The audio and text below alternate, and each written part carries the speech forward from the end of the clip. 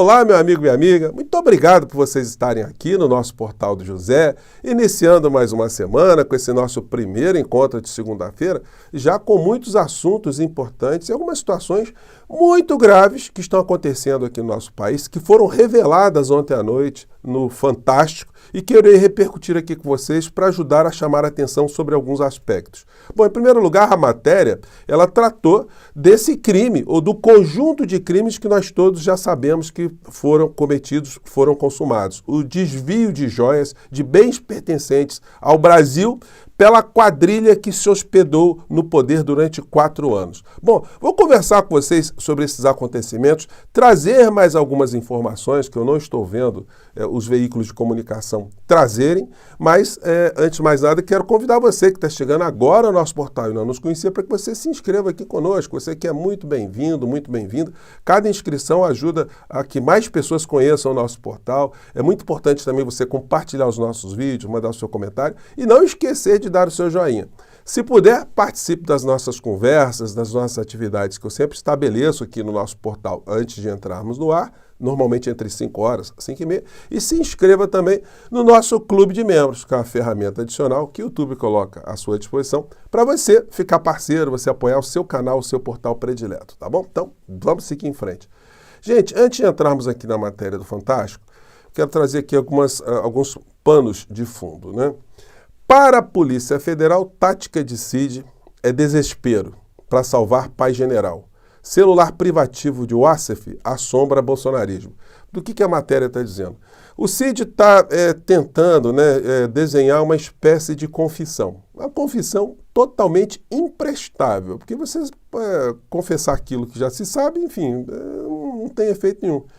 Uma confissão teria o poder, pelo menos, de tentar aliviar a responsabilidade do pai. Mas não tem como, gente. Foi muito dinheiro injetado na conta do pai. O pai não pode se fazer de trouxa. O pai, um homem que ficou rico, tendo mansões nos Estados Unidos, ganhando salário de general, ganhou um brinde de Bolsonaro, né, um cargo para tratar de exportação, de importação, de comércio exterior, quer dizer, um ponto estratégico, né, para facilitação de lavagem de dinheiro. Seria uma coincidência inocente, né, a gente acreditar que foi apenas uma coincidência, né? Pois bem, então, essa é a questão. Só que precisa combinar, né? Os crimes que não são combinados, eles são facilmente descobertos quando existem várias pessoas da quadrilha que são presas.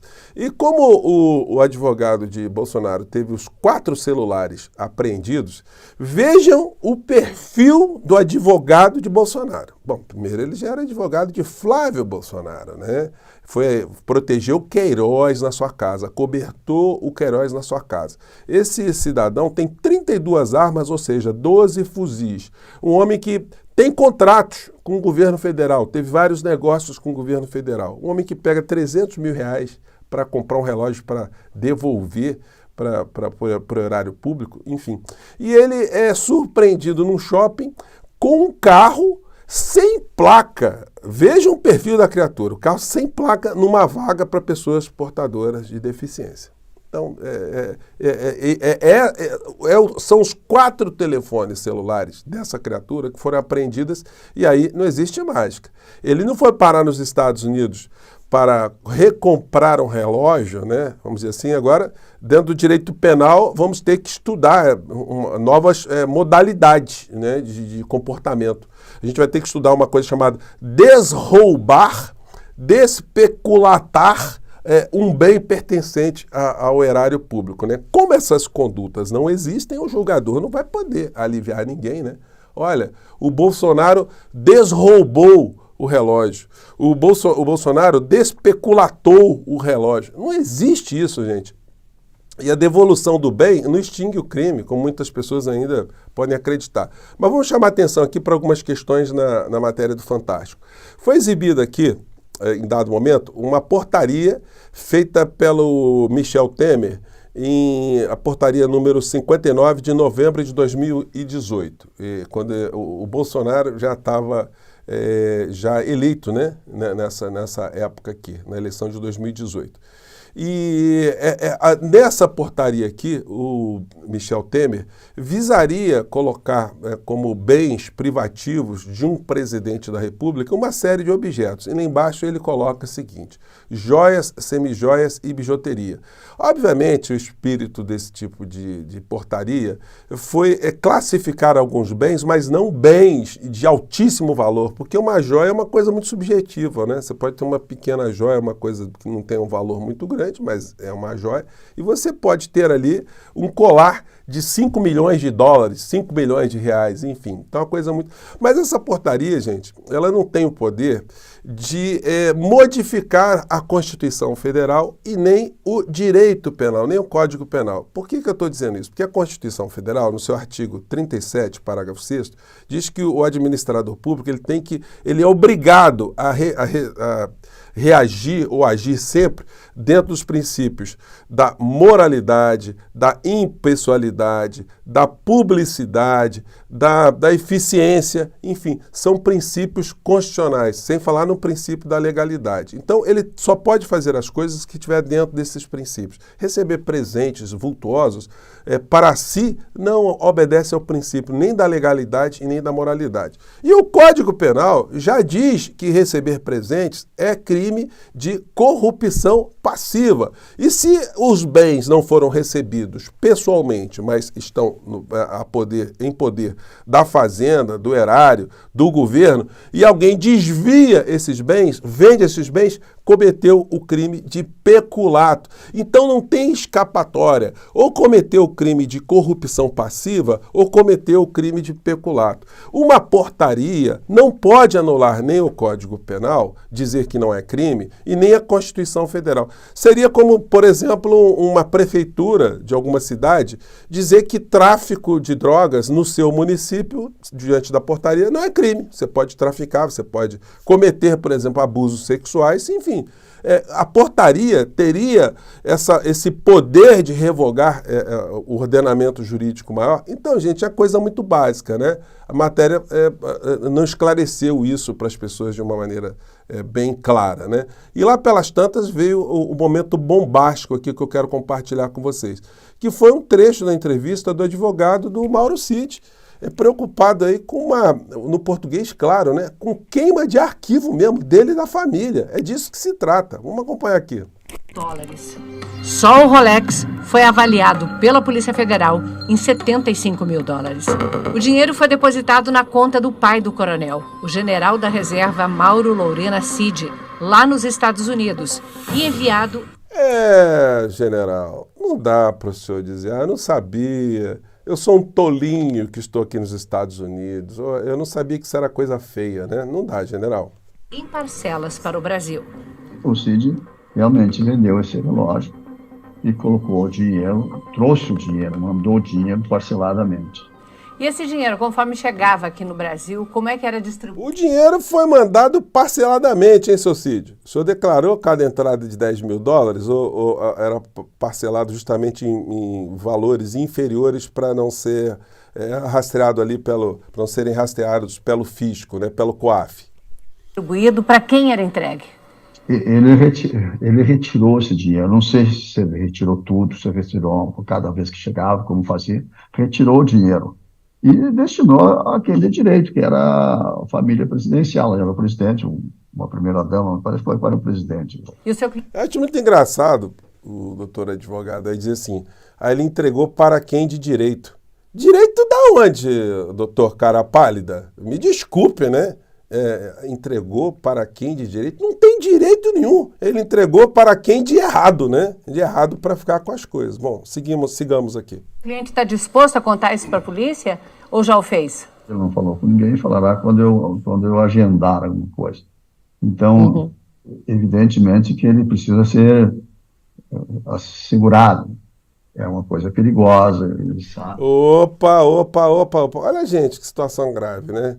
Ele está dizendo que o cliente dele está disposto a fazer uma confissão e, de repente, mostrar mais coisas, né? Porque a confissão de coisas que já se sabe é imprestável. Mas aí, sigamos aqui. Olha o nível da preocupação. E ele fala com a jornalista, né? A senhora sabe do que eu estou falando, né? Mais ou menos isso, né? Vamos lá. sabe, tem consciência, é difícil, é complexo, a senhora sabe também, né? Toda a preocupação que você tem é com a família. Isso o senhor se refere a perigo físico para ele e para a família dele? É cautela, segurança, você precisa se preocupar com isso. Ninguém é ingênuo de achar que as coisas não são. Tem risco. Ele está sendo bem claro, né? Ou será que eu estou exagerando aqui? Tem risco, tem fanatismo, tem um monte de gente, enfim. É perigoso. Claro que é perigoso. Em acordo internacional, o FBI vai ajudar a investigar as contas e a movimentação dos envolvidos no caso das joias nos Estados Unidos. Então, meu amigo, minha amiga, nós teremos aí mais esclarecimentos vindo de fora para dentro, né? Eu conversei com vocês ontem aqui no nosso portal, mostrando uma uma matéria, né, sobre a vida de Luiz Carlos Prestes, num caso específico envolvendo ali a defesa que fez o professor, o doutor Sobral Pinto, né, que utilizou a lei de proteção dos animais para tentar aliviar a situação de Prestes que se encontrava preso. Eu quis dizer com isso que não adianta os advogados de Bolsonaro utilizarem leis que não se aplicam a bens surrupiados para tentar salvar a pele do Bolsonaro. Como eu disse para vocês, ou é o artigo 312, peculato, que a pena vai até 12 anos, ou é o crime de corrupção passiva, que a pena vai até 12 anos. Ou podem ser as duas condutas. Eu acho que o Ministério Público e a Polícia Federal nos dirão.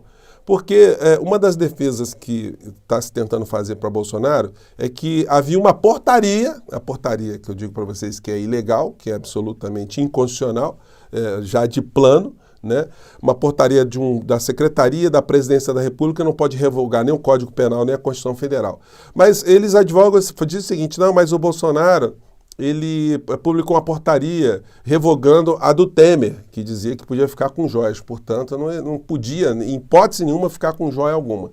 Mas o Bolsonaro ele fez essa portaria depois que ele já tinha recebido, sem nenhum tipo de registro, e aí eu quero chamar a atenção de vocês, aquele colar que o almirante Bento trouxe como muambeiro, como uma mula, sem declarar para a Receita Federal. Então, ele publicou uma portaria revogando uma anterior, mas ele já tinha incorporado por baixo dos panos uma montanha de diamantes, né? O Bento foi lá para esse evento aqui, a Arábia Saudita promove cúpula da Iniciativa Verde no Oriente Médio. E recebeu o cavalinho, a eguinha Pocotó, e por baixo dos panos recebeu uma série de joias. Eu levantei aqui com vocês, né, essa questão na época, né?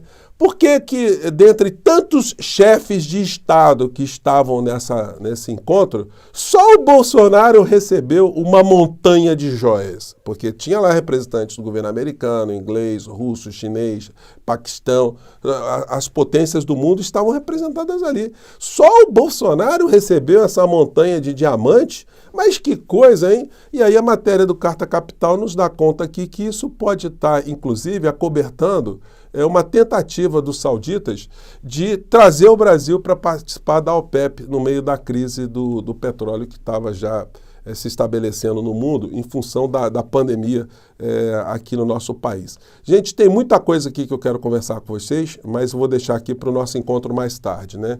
Essa gente tenta ainda distorcer nos veículos de comunicação, criando algum tipo de boia de salvação para quadrilha, e os meios de comunicação às vezes falham, né? Não fazendo perguntas simples, como por exemplo, tá certo, tá errado fazer isso? É crime? Não é crime? O que acontece com um criminoso que pratica um crime?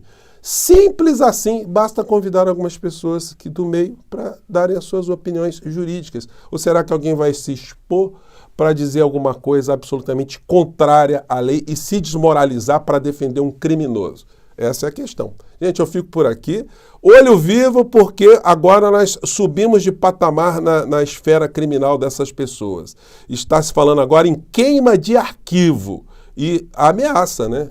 Os sinais estão sendo dados. Bom, vou repercutir mais ainda mais tarde, tá bom? Um grande abraço, até lá. Tchau.